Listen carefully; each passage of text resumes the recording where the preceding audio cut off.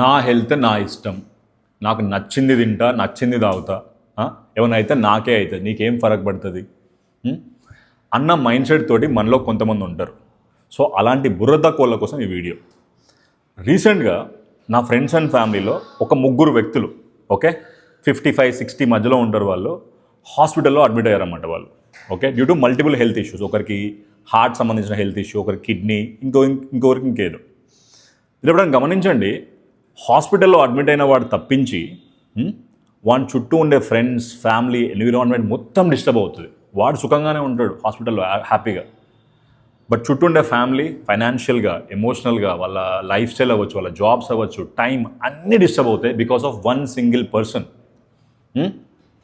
See guys, for example, నీకు ఏ family లేదు బై, నీ మీద డిపెండెన్సీ లేదు, నువ్వు ఒక ఏక్ నిరంజన్ గొట్టంగాడు అనుకుందాం, నువ్వు ఆన్ ది స్పాట్ చచ్చిపోవు, నీకు పైసా ఫరక్ పడదు, ఎవ్వడికి పైసా ఫరక్ పడదు. But if you have a family, ఒకవేళ నీ మీద డిపెండెన్సీ ఉంటే మాత్రం నువ్వు హెల్తీగా ఉండడం, నీ హెల్త్ అండ్ ఫిట్నెస్ విషయంలో కేర్ తీసుకోవడం నీ మినిమం బేసిక్ రిక్వైర్మెంట్ అది.